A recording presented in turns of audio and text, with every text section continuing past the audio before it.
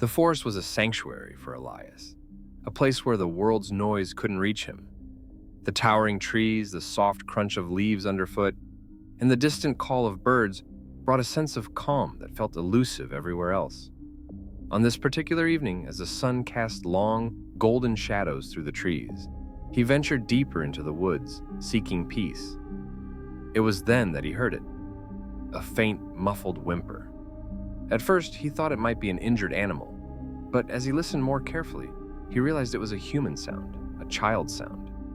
Elias followed the noise, his heart quickening with concern. Winding through the dense underbrush, he emerged into a small clearing. There, beneath a large oak tree, were two small children. A little girl, no older than 6, sat clutching a boy who couldn't have been more than 3.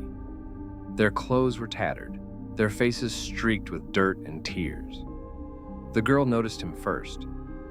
Her eyes widened with a mix of fear and hope, and she pulled the boy closer, shielding him instinctively. Elias stopped a few feet away, kneeling down to make himself less intimidating. "Hey there," he said gently, his voice low and steady. "Are you two okay?" The girl didn't respond at first, her small body trembling as she looked him over. The boy, too young to understand, clung to her silently, his thumb in his mouth. "I won't hurt you," Elias added softly. "I just want to help." Finally, the girl spoke, her voice barely above a whisper. "We're lost." Elias nodded, keeping his movements slow as he reached into his bag. He pulled out a bottle of water and held it out to her. "Here, you must be thirsty." She hesitated, then after a long moment, reached out and took the bottle. She unscrewed the cap and held it to her brother's lips first, helping him drink before taking a sip herself. "What's your name?" Elias asked, still crouched at their level. The girl looked at him, her lip quivering. "Lila," she said quietly.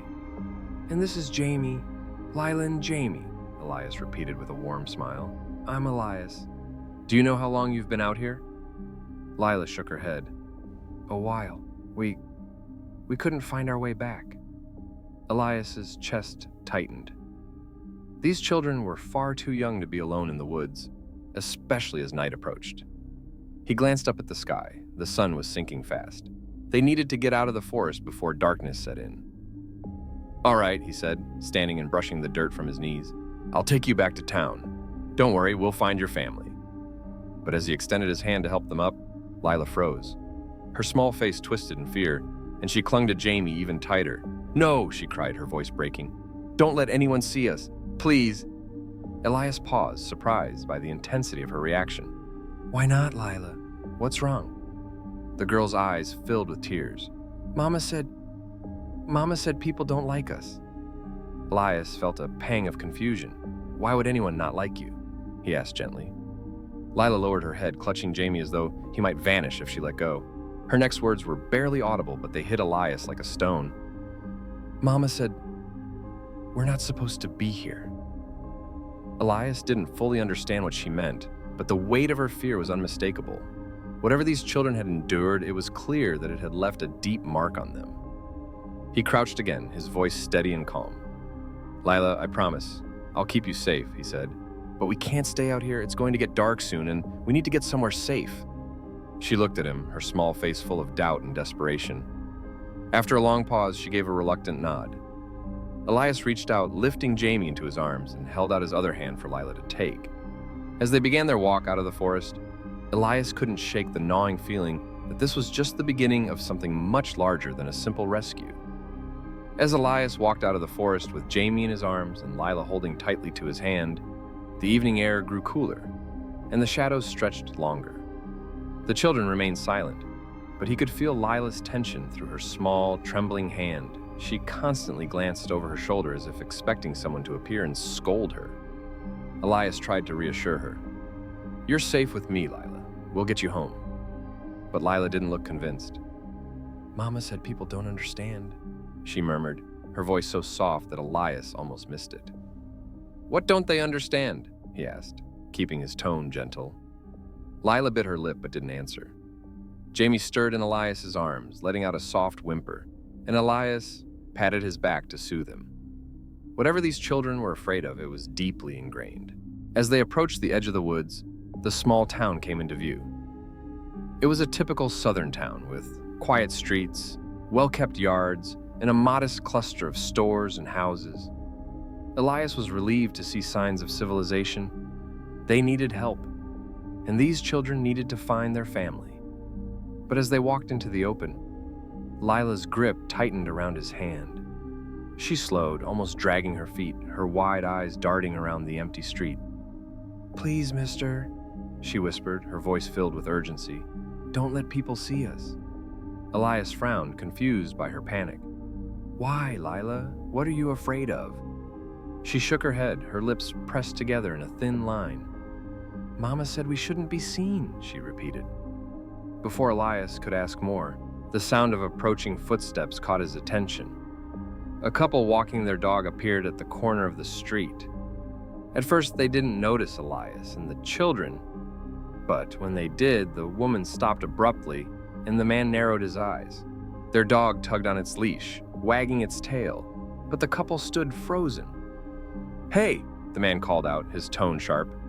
"What's going on here?" Elias stopped, instinctively shifting Jamie higher in his arms. "These kids were lost in the woods," he explained calmly. "I found them and brought them here." The man took a step closer, his expression hardening. "Where are their parents?" "I don't know," Elias replied evenly. "I was planning to take them to the sheriff's office to figure that out." The woman grabbed her husband's arm. "Call someone," she said, her voice low but urgent. "This doesn't look right." Elias felt a knot form in his stomach. He had seen this kind of reaction before, people jumping to conclusions without knowing the full story. He kept his voice steady. "I'm just trying to help them. They were alone out there." But the man's voice grew louder. "We don't know that. How do we know you didn't do something?" Lila stepped forward, her small voice trembling but determined. "He saved us. He helped us when we were scared." The woman hesitated, glancing at her husband, but the man remained skeptical. "We're calling the sheriff," he said, pulling out his phone. "Let them sort this out." Elias sighed, frustration bubbling beneath his calm exterior. He knew arguing would only escalate the situation, so he nodded. "Fine, I call the sheriff. I have nothing to hide." As they waited, more people began to gather, drawn by the commotion. Whispers spread through the growing crowd, and Elias could feel the weight of their stares. He stayed quiet, focusing on keeping the children calm. Lila clung to his side, her small fingers gripping his shirt as if he were her only anchor. When the sheriff arrived, Elias explained the situation again. The sheriff, a middle-aged man with a gruff demeanor, listened but didn't look entirely convinced. "Let's take everyone back to the station," he said. "We'll figure this out there." Elias nodded, but he couldn't ignore the murmurs from the crowd as they followed the sheriff's car on foot. "Who are those kids? Why were they with him? Something doesn't add up." Elias kept his head high, knowing the truth but painfully aware of the judgment around him. Lila stayed close, her trust in him unwavering despite the chaos. Whatever happened next, Elias was determined to protect these children, no matter the cost. The sheriff's station was small and utilitarian, with scuffed floors and a faint smell of stale coffee. Elias sat on a bench near the entrance, Jamie still asleep in his arms, and Lila pressed tightly against his side. She hadn't let go of his hand since they left the woods, and her wide eyes darted nervously around the room. The sheriff, flanked by two deputies, leaned against his desk and regarded Elias with a cautious expression. "Let's start with your side of the story," he said, arms crossed. Elias recounted everything. How he had been walking in the woods when he heard the children, how he found them alone and frightened, and how he decided to bring them to town to ensure their safety. He kept his voice steady, but he could feel the weight of the deputies' scrutiny, their gazes sharp and questioning. When he finished, the sheriff nodded slowly. "And you don't know who their parents are?" "No," Elias replied, his tone calm. "The girl, Lila, told me they were lost. She didn't say much about her family." The sheriff turned to Lila, who flinched under his gaze. He crouched to her level, his voice softening just enough to coax her to speak. "Can you tell me where your mom and dad are, sweetheart?" Lila shook her head, her grip on Elias's hand tightening. "I don't know," she whispered. "Mama said not to tell people." "Why would she say that?" the sheriff pressed. Lila hesitated, and glancing up at Elias for reassurance. He gave her a small nod, encouraging her to speak. Mama said people might be mad if they knew about us. The sheriff frowned, clearly puzzled. What do you mean, if they knew about you? Before Lila could answer, the station phone rang sharply. One of the deputies picked it up, listened for a moment, then handed it to the sheriff. It's her, the deputy said. The mother. The sheriff took the call, his face hardening as he listened. After a few moments, he hung up and turned to the deputies. Bring her in, he said briskly. Not long after, the front door burst open, and a woman hurried inside, her face pale and tear-streaked. She looked disheveled, her blonde hair falling loose from its bun, and her clothes wrinkled as if she hadn't changed in days. Her eyes locked onto the children, and she let out a choked sob. Lila! Jamie! She cried, rushing toward them.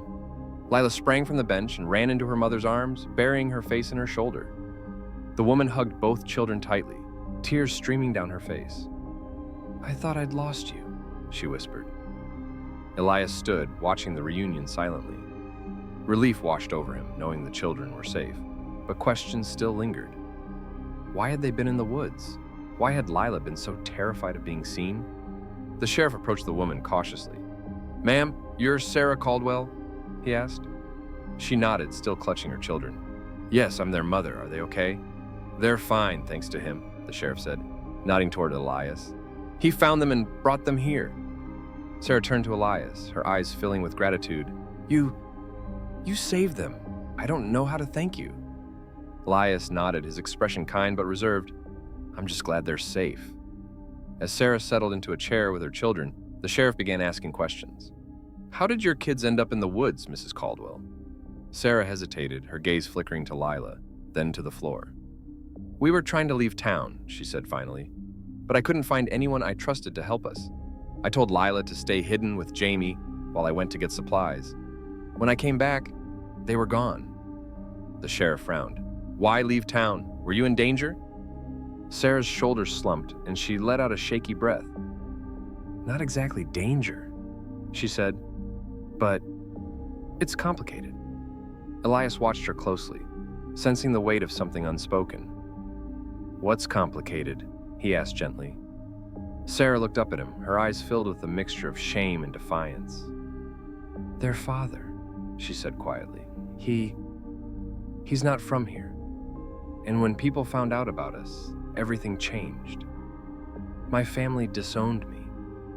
The people in this town, they treated us differently. I thought we could make it work, but it's been so hard. Her voice broke, and she wiped her eyes. I couldn't bear the thought of them growing up with the same looks, the same whispers. So I decided to leave, but I didn't have enough money to get far. I was desperate. Elias felt a pang in his chest as he listened. He thought of the fear in Lila's voice, the way she had clung to her brother in the woods.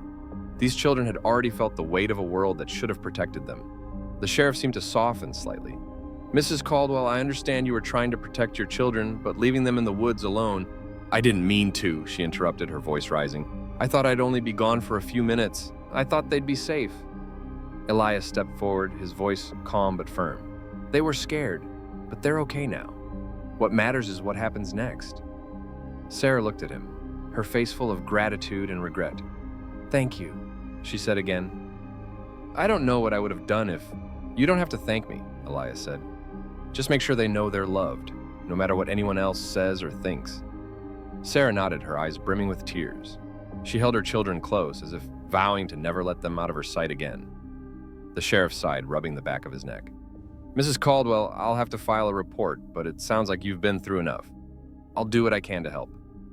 Sarah looked up at him, surprised. Thank you, Sheriff. Elias watched as the tension in the room began to ease. Yet as he prepared to leave, he couldn't shake the heaviness in his heart. The children were safe, but the struggles this family faced weren't over. Still, he saw hope in Sarah's determination and in Lila's brave little face. As Elias stepped outside into the cool night air, he paused for a moment, looking back at the station. The journey for Sarah and her children wouldn't be easy, but they weren't alone anymore. And that, he thought, was a start. Elias walked out of the sheriff's station into the cool night air, his heart heavy despite the relief of knowing the children were safe. The town's lights twinkled faintly in the distance, but he felt the weight of unspoken truths pressing against him. Sarah's story lingered in his mind. The quiet pain of a woman trying to shield her children from a world that had rejected her. He understood that pain all too well. Before he could leave, Sarah stepped out of the station with Lila and Jamie by her side. She caught up to him, her face illuminated by the soft glow of the streetlights. "Elias?" she called gently. He turned, seeing Lila holding tightly to her mother's hand, while Jamie rested against her shoulder, still half asleep. Sarah looked at him with a mixture of gratitude and sorrow. "I just wanted to thank you again," she said, her voice trembling. "You didn't have to help us, but you did, and I'll never forget it." Elias offered her a small, kind smile. "I did what anyone should have done," he said simply. Sarah shook her head, her expression full of emotion. "No, you did more. You saw us, you saw my children, and you didn't turn away. That means everything to me." Elias hesitated, his gaze dropping to the ground for a moment before meeting hers again. "What you told the sheriff back there," he began, his voice soft but steady, "about why you felt you had to leave. I've seen what that can do to people, to families." Sarah nodded, her eyes glistening with tears. "I thought I could handle it," she admitted. "When I fell in love with their father, I knew it wouldn't be easy. But I didn't expect it to be so isolating." Her voice broke, and she quickly wiped her face with the back of her hand. "My family said I was throwing my life away. The people here, they looked at me like I'd committed some terrible sin. And when the kids came along, it only got worse. Every time someone saw us, I could feel their judgment, hear their whispers. I couldn't let my children grow up with that." Elias listened quietly, his heart aching for her. He thought of his own mother, who had raised him with strength and dignity despite the world's attempts to diminish her. He remembered her quiet sacrifices, the sleepless nights, the countless moments of resilience in the face of scorn. "You love them," he said, nodding toward Lila and Jamie, "and that's what matters most. But running from it won't erase it. Trust me, I know." Sarah's face softened as she looked at him, her expression filled with curiosity and empathy. "You've been through this too, haven't you?" Elias took a deep breath, his eyes wandering to the quiet street beyond them. "I've seen what it's like to fight for a place in a world that doesn't always welcome you," he said carefully. "I've felt the weight of being judged for things I can't change, and I've learned that no matter how far you run, some things will always follow you." Sarah nodded slowly, understanding his words in a way few could. "I don't want my children to feel that weight," she said, her voice barely above a whisper. "I want them to have a chance at happiness. A chance at belonging." "They belong," Elias said firmly. "With you, with each other, and with anyone who's willing to see them for who they truly are." As they stood in silence for a moment, Lila tugged on her mother's hand. "Mama, can Elias come with us?" she asked, her small voice breaking through the stillness. Sarah smiled sadly and knelt to meet her daughter's gaze. "Elias has his own life, sweetheart, but he'll always be a friend to us." Elias crouched down, looking Lila in the eye. "You're a brave girl, Lila. Don't ever let anyone make you feel small. You take care of your brother and you take care of your mama, okay?" Lila nodded solemnly, her little hand reaching out to touch his. "I will," she promised. Jamie stirred in Sarah's arms, his sleepy eyes opening briefly to look at Elias. The boy didn't say a word, but his tiny hand reached out, and Elias gently held it for a moment before letting go. As Sarah stood, balancing Jamie on her hip, she looked at Elias one last time. "I don't know what's next for us," she admitted, "but you've reminded me that there are good people in the world, people who care." Elias nodded, his gaze steady. "You'll figure it out. And if you ever need help, don't hesitate to ask." She smiled, a flicker of hope breaking through her exhaustion. "Thank you." Elias watched as Sarah and her children walked down the quiet street, their figures gradually fading into the distance. He turned back toward the woods, where the trees stood tall and silent against the night sky. A part of him wished he could do more for them, but he knew their journey was theirs to take. For the first time in a long while, Elias felt a spark of hope, not just for them, but for himself as well. Perhaps, he thought, even in a world full of challenges, acts of kindness could make a difference. And perhaps in the end, that was enough. The next morning, Elias went into town. The air was crisp and the streets were bustling with morning activity. People nodded politely as they passed him, but their expressions held a lingering trace of the previous night's suspicion. It didn't matter to Elias. He wasn't there for their approval. He was there to plant the seeds of something better. He stopped by the sheriff's office first. The sheriff was sitting at his desk, sipping coffee and flipping through paperwork. He looked up when Elias entered, his face a mixture of surprise and guarded curiosity. "Elias," the sheriff greeted. "What brings you back?" Elias didn't waste time. "I want to talk about Sarah Caldwell." The sheriff set down his coffee and leaned back in his chair. "What about her?" "She needs help," Elias said firmly. "She's been trying to leave this town because she doesn't feel like she has a place here. That shouldn't be the way things are." The sheriff frowned. "It's not that simple, Elias. People around here, they have their ways. Changing that takes time." Elias met his gaze without flinching. "Then it's time to start." The sheriff sighed, rubbing the back of his neck. "What are you suggesting?" "I'm suggesting that instead of judging her, we help her," Elias said. "There are people in this town who would step up if someone gave them the chance. Not everyone wants to turn a blind eye to what's happening." The sheriff considered this for a moment, then nodded slowly. "I'll see what I can do, but you know it's going to be an uphill battle." Elias smiled faintly. "Most things worth doing are." Elias didn't stop at the sheriff's office. He went to the community center next, where he spoke to a group of neighbors he knew would listen, people who had seen the toll of judgment and exclusion in their own lives. He shared Sarah's story, careful not to lay blame but to highlight the courage it took for her to stay and protect her children. "She doesn't want pity," Elias told them. "She wants a safe place for her kids to grow up. That's something we can all understand." To his surprise, several people agreed to help. Some offered to bring food to Sarah, while others volunteered to help her with repairs on her home, which had fallen into disrepair during her struggle to keep up with life's demands. Word spread quickly, and soon, even those who had kept their distance out of fear or prejudice began to take notice. Small gestures of kindness began to ripple through the community, a bag of groceries left on Sarah's porch, a kind word exchanged in passing. Slowly but surely, the town began to shift. A few weeks later, Sarah stood outside her house, watching as volunteers worked to patch up the roof and repair the broken fence in her yard. Lila and Jamie played nearby, their laughter filling the air in a way that had been absent for far too long. Elias arrived mid-morning, carrying a toolbox. Sarah greeted him with a warm smile, her eyes shining with gratitude. "You didn't have to come," she said. "I wanted to," Elias replied simply. He glanced at the children, who waved at him with unrestrained joy.